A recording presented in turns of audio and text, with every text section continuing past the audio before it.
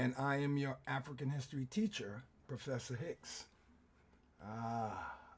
Shane Hotep. Let me just adjust my image a bit. As you can see, I'm going to present a slideshow today. So I'm going to leave that there for you to take a look at while I pontificate over some of the issues we went through yesterday.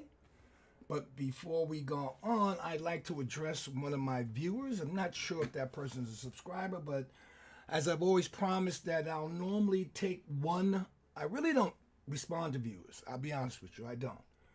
But sometimes when they make sense and it seems like the person might have a valid background in history and some of the language that you might use, gives me the impetus to say, you know what, let me answer one of these because it seems kind of well-intentioned. So I will. Not going to mention the person's name, but if they are watching, it starts with an M, and you might know who you are. So let me quickly address this, then we're going to go a quick summary of what we did yesterday, and then I'm going to get into the new slide. So this commenter said, a book that someone wrote is not science or documented proof. You need documented proof. Well, the first answer to that question is today I'm going to try and present to you some documented proof. But documented proof is not relative, folks. It's not relative.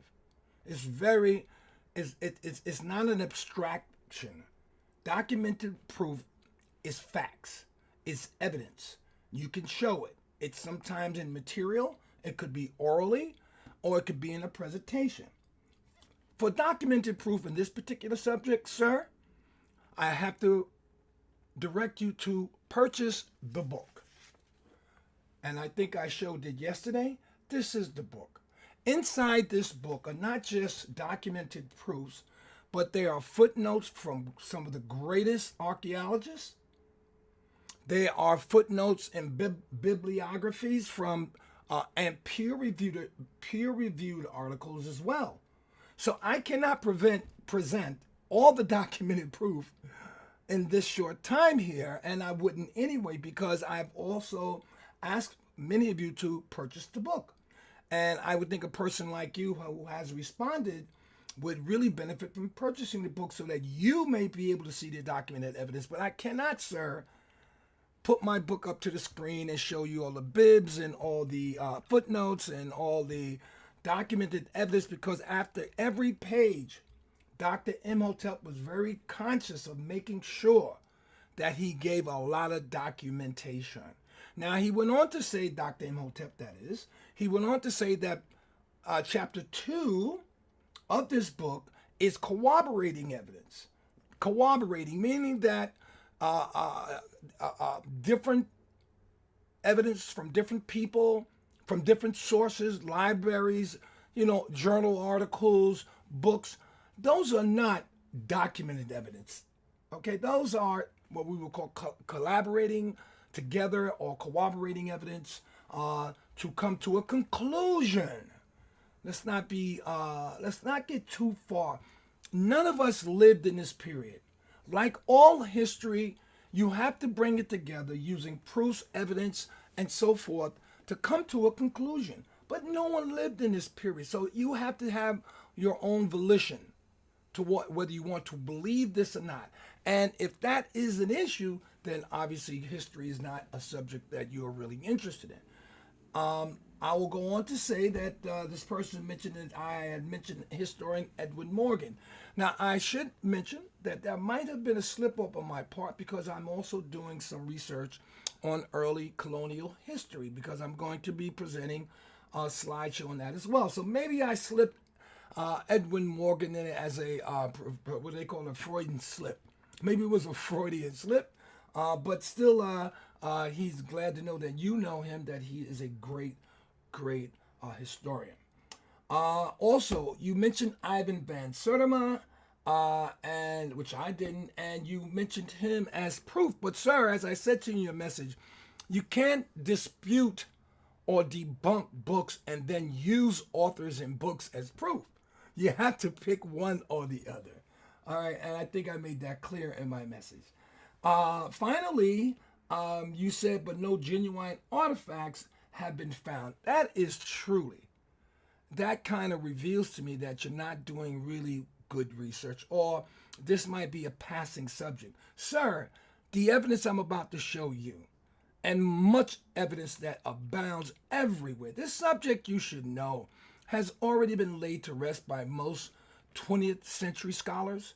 That's why you will not find a book that is written in the 20th century to refute anything that Dr. Imhotep has said. Go on YouTube, go on Google, go on any platform you want and see if there's anyone refuting this man. Now, the 18th and 19th centuries, well, that might be a problem, but no one does, okay? Let me go on to say that you mentioned the Olmecs and the facial features. Sir, the Olmecs were the mother culture there. All right, there is enough evidence to show that before what we know as Mexicans or Mayans, that there were black population mixed upon them. Now we're not too clear exactly how they got there, but we do know by genetics, by archaeology, that they were Africans. Now, why may they look the same? Because these people intermingled.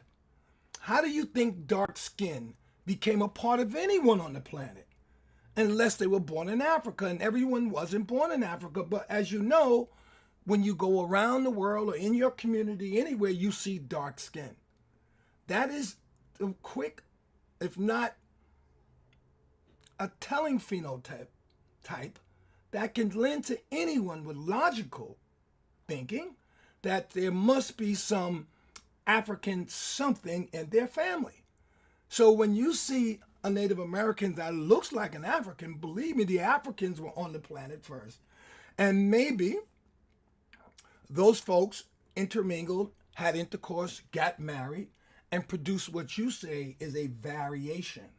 Okay? All right. And I think finally there was one other point I wanted to make to you, sir.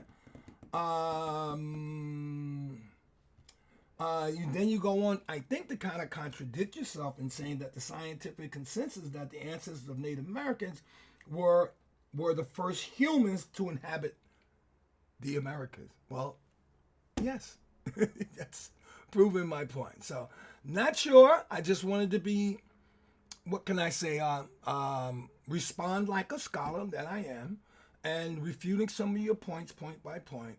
But I do appreciate the comment. I do appreciate the insight, and I please hope that you subscribe to my channel because I have other things coming up and I love the comments. All right, with that said, let's move on. Okay, so we talked about yesterday genetics, we talked about genes, we talked about mtDNA, we talked about Y chromosomes, A chromosomes, then we finished off with blood types. All of these are evidences, documented evidences, to prove that black people were the first Americans and not Asian Mongolians. So we're going to finish off with that, and we're going to give you a couple of more proofs and read something else to you. And then we're going to go to the slideshow. Hopefully, this slideshow is proof or evidence enough, not to convince anyone, because that's not what I'm here to do, but for you to learn something and to walk away with it and do your own research to determine whether this material to you is evidence enough to bring you to a conclusion or a fact, or whether you should throw it out the water and get rid of it because it doesn't apply and you don't think it is proof or has any validity. Okay, so here we go. Now we're going to talk about the phenotype. So let me just quickly say what phenotype is. Phenotype is your skin, your face, your nose, your eyes, your ears. We call this the phenotype. It's the exterior of what you present to people when you walk outside or whatever you're trying to do to prove who you might be as a human or what classification you might be in the racial paradigm. All right, and as I've said many a times, I do not believe in race, but I have to use it like you do and like everyone else does in order for reference's sake. There is only one race, and that race was in Africa, and those are African people. Very good. So Paleo Americans, and just to refresh for those who might be listening, Paleo Americans are the African people. Paleo means ancient, and we are the ancient Americans. So here we go. Paleo Americans are classified phenotypically, meaning your face structure, as African, Australian, or Melanesian. When we say Melanesian, we're kind of referring to the Polynesian people, as if you see any of them as well as phenotype is concerned, they have African phenotypes as well. So these Australians, African, and Melanesians, based on multivariate methods and quantitative analysis. So I don't want to talk words that are above anybody, because that's not what we do here. When we talk about quantitative, we're talking about numbers. We're talking about things that we can add up, things that we can things that are substance. All right? Quantitative analysis means that someone took some metric numbers or some formulas, put them together, added them up, maybe divided them, maybe subtracted them, and came out with a result as a part of some analysis that went on with those numbers or with those figures or figures representing numbers. So you might, for example, take a phenotype of an African and a phenotype of an Asian, apply a number to it, add it, subtract it, divide it, and come out with a quantitative analysis. Basically, what they're talking about when you hear quantitative analysis is statistics. Okay. This grouping should only be sub-Saharan African. Let me start again. This grouping should only be sub-Saharan African and Australian populations because Melanesians and sub-Saharan Africans share the same craniometric measurements. Now, craniometric measurements are measurements of the forehead to the nose, from the nose to the back of the ear, from the nose down to the jaw. Those are measurements of your cranium. Your cranium is your brain, is your head, including the skull. Craniometrics illustrate that Paleo Indians belong to the black variety, but they do not allow us to establish conclusively where the Paleo Americans originated. Now, again, kind of speaking to the commenter, who I appreciate with his comments, none of this, and probably you won't hear me say, or either Dr. Imhotep in his book, relate any of this to facts. That's why, like detectives, we gather evidence to come to a conclusion, just like a detective does to come to a conclusion of who might have committed a crime. The detective, much like the investigator, much like the historian, must bring the information together and present it to someone objectively, which would be in court, jurors listening to the detective present his evidence. This is the same thing that's happening here, folks. Do not get it twisted. No one lived back in this time. The only thing we have to rely on, family, are books, evidence, artifacts, archaeological artifacts, genetic artifacts, biochemical artifacts, anthropological artifacts. This is a science, folks. And we use a scientific method in order to prove these things. If you have some doubt in that, then obviously you must do your research like I did. Let's not be lazy. Good. Let's move on. Some researchers believe that Paleo-Americans came from East Asia across the Bering Strait, or from Europe because of the Saltrian tools found throughout North America. So when you hear the term tools and related to early people, these people carry tools in order to live. A tool could be a flint stone that was flinted or fluted so that it can be used as a weapon or as a cutting material. Tools could also be cultural tools like beads and necklaces and so forth. Tools could be a hammer that you use maybe to crack open a bone during this early period. So that is what we mean when we use the term tools. These points of origination are unlikely, meaning that coming across the Bering Strait, because the ice shelf in the northern latitudes would have prevented passage from these destinations to South America, where the oldest Paleo-American sites have been excavated. So the ice sheets that were in the Siberian area coming down into North America, into Canada, was such that they were 2 and 3 miles high. So Clovis theory cannot work here, where it states 9,400 years BC that Native Americans, as we know them here in the native population, as we know, the Mongolian Asians, came across this barrier and populated America. It couldn't happen. It's already been debunked. For those who don't believe me, please do your research before you quote on this, because this is long, old material. All right. So the points of origination are unlikely because the ice shelf in northern latitudes would have prevented passage from these destinations to South America, where the oldest Paleo-American sites have been excavated. That's where we ended. The most likely place that Paleo-Americans came from was Africa. And our slides, hopefully we get to them, we should, will show you that as well, which is closer to the Americas than either Europe or East Asia. Africa is also the location where the Sultan culture originated and later expanded into Iberia, the ancient name for Spain. The evidence seems to say that the very earliest Americans came directly from Africa. Let me say that again. The evidence seems to say, not conclusive, the evidence seems to say that the very earliest Americans came directly from Africa. Some did arrive from Africa by way of the Western Europe, meaning going up into Iberia, such as the Yurok, Y-U-R-O-K, the Yurok.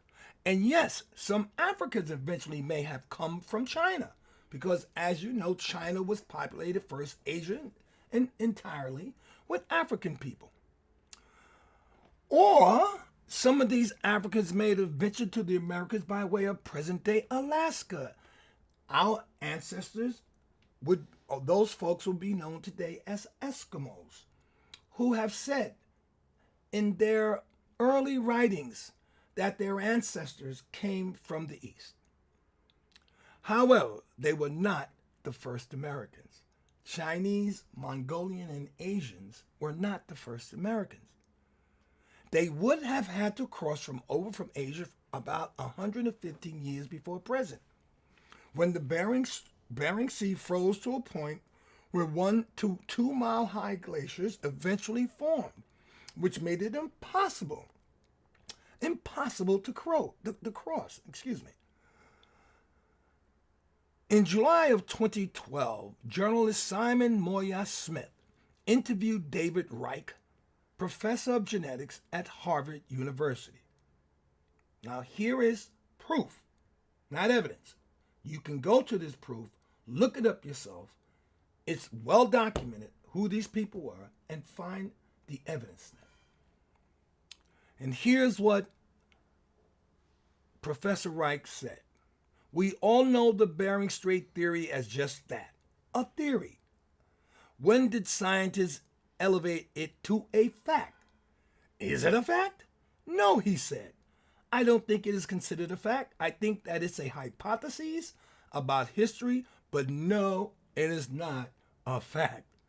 So the Native American story, the Native Mongolian Asian story about them being here first is not a fact. These diminutive people were the earliest form of modern Homo sapiens, talking about the Twa and Buti.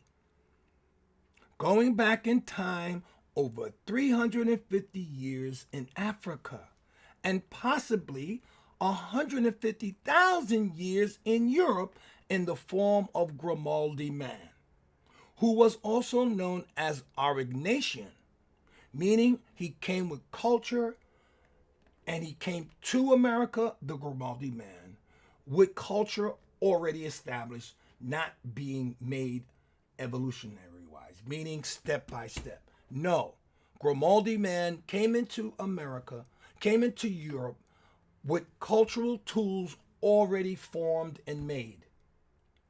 Not from primitive to modern. That did not happen with Grimaldi. Dr. Anta Diop, Dr. Sheikh Anta Diop, research revealed that the first Homo sapiens in Europe, as we have already seen, are migratory Negroids who was responsible for the Aurignacian industry. This industry was a collection of Aurignacian tools and essentials. The Grimaldi Negro was responsible for the Aurignacian industry, having been an invader into Europe from Africa. Now, the Grimaldi man, it has been proven, was in Africa before Cro-Magnon. Many scientists, particularly those European scientists with their own interests in mind, try to ignore the Grimaldi man and his Aurignacian tools. Many times they associate Cro-Magnon as being the first in Europe before Grimaldi. No, that is not true. Yes, Neanderthals were in Europe before Grimaldi. Neanderthals were in Europe for about 350 years, but they were African phenotypically, morphologically as well. Now, we know that species became extinct for, we don't know how, for whatever reasons, the Neanderthals became extinct, but the Grimaldi man came into Europe fully erect, fully equipped with his culture, with his burial cultures, with the thoughts of the hereafter, with ornaments and beads, with tools that made life very easy and comfortable for him, the Grimaldi man. All right, so we're going to conclude.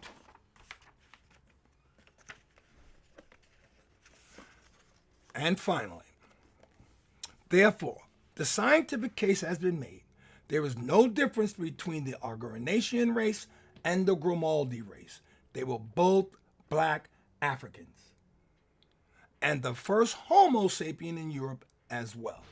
The Aurignacians were in Europe as early as 40,000 years ago.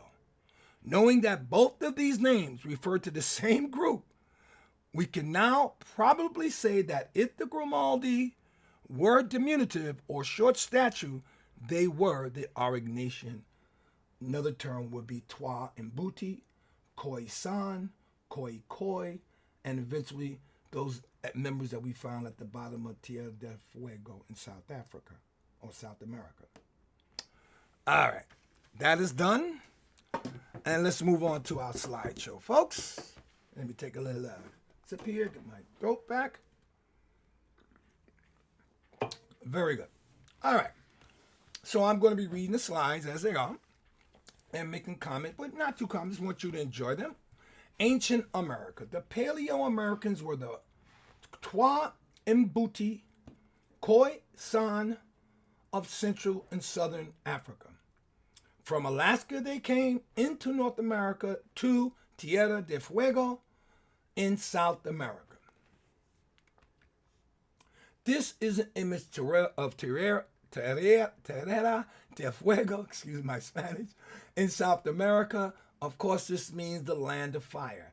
As you can see at the very bottom, at the tip of this map image, you can see Tierra del Fuego.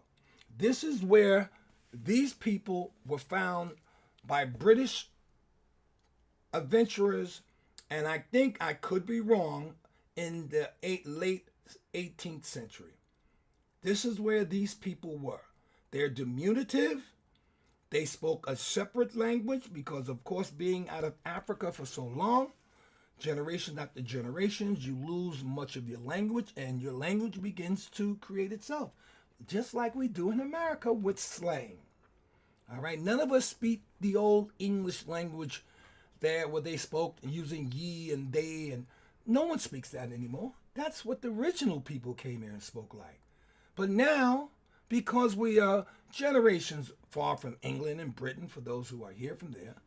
We speak a different language, and that language becomes to get corrupted, turns into slang, and several other different types. Okay, this is the image and the original inhabitants of Tierra del Fuego in South America. This photo, we're looking for proof, and I'm going to stay on that, is from the Museum of Natural History in London. You can access this photo for those who are non-believers. Find it on your own, online. You might get charged a small fee to get into the archives, but this is not something Professor Hicks made up. Prehistoric Negroids. The Negroid subtype of the Africoid race also appears to have migrated into prehistoric America. So to break away some of the confusion, Negroid, Pygmoid, Australoid, Malaysian, these are all different types of black people. To the degree that the Negroid remains can be distinguished from those of Pygmoid and Australoid peoples, it appears that the Negroids followed the latter and were the last of the prehistoric people to reach the New World prior to the Great Mongoloid migration. So this is simply saying that different types of Negroids or black people moved into the Americas at different times. Some of you might know the Malian expedition from Mansa Musa, who came across from Mali. Africans have been visiting Europe and the New World for more than 100 to 200 to 300,000 years. There is plenty of evidence to prove that. If we were the first people on the world, on the planet, it would behoove us to believe that these people moved out and began to populate the entire world. That would be Americas, Europe, Asia, Eastern and Southern Europe, Eastern and Southern Asia, and everyone comes from us. Evidence of Africans in the New World. Evidence of the prehistoric Negroid appears to be widespread in the New World. Yes. Dixon, who wrote the book The Racial History of Man, at the bottom of this, for those non-believers and still need more proof and evidence, you can look this up yourself. Dixon refers to the crania, meaning the head, the brain, and the skull, of this type that have been exhumed from very ancient strata in Arizona, northern Mexico, New England, and from the Turner Group mounds in the Ohio Valley, and the grave sites of prehistoric cyst graves people of Tennessee. So as you can see, the Negroid has been coming to America and been in America for a very long time. These excavations that resulted in the different cranial types found in the Ohio Valley and in Tennessee is proof, or should I say evidence, not proof, evidence of our being here. Africans in South and Southwest America. Gladwin, and at the bottom of his book is there, believes that these ancient folks settled much of the southern and eastern regions of the United States and mixed with many of the Australoids, another form of black people, residents of the South and Southwest. He also believed that these Negroids were the prehistoric Folsom people who appear to have been expert hunters and makers of fine flint spears. Yes, the Folsom people have long been recognized as some of the greatest hunters, but some of the finest makers of flint points. Now, flint points are simply rocks that have been chipped down, as they call it, fluted, to become either a carving utensil, a fighting utensil, or a hunting utensil. The Folsom people have long been recognized to be the experts in that particular field. who were also African. Mato Grosso and the Xingu River in Brazil. Dixon and Taylor maintain that some of the prehistoric crania of South America evidence a definite Negroid present on that continent. Taylor and Denneker also suggest that the wavy or frizzy hair of living American Indians, such as the Corayas of Mato Grosso and the Baquiaras of the Xingu River, are traceable to these prehistoric Negroid immigrants. Now, prehistoric means that before things were written, before these people or people were able to write, is what we mean when we say prehistoric. This is taken from Taylor Environment, Race and Migration, page 246, and Danica, The Races of Man, an Outline of Anthropology and Ethnography, page 292. Now here's a map showing Mato Grosso section of Brazil. What's important about this map? Well, not just the red and showing the location, but it's also showing where these Africans entered from, where they entered from to Brazil. They took boats, folks. Brazil, from Africa to Brazil, is about 1,000 miles.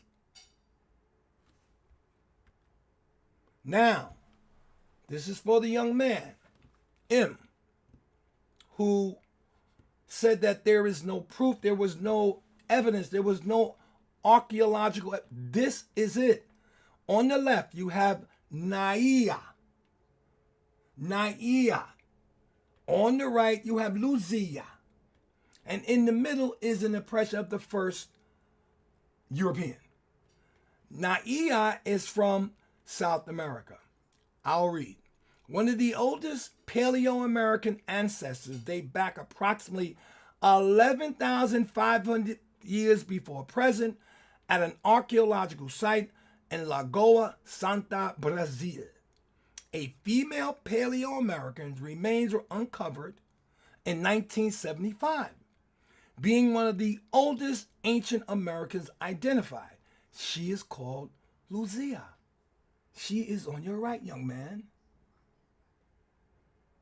That is an image of an African, reconstructed by scientists in a lab. Luzia's remains are intact enough such that her face was reconstructed by Dr. Richard Nieve from University of Manchester. Now let me show you how the white racist, how racist they are.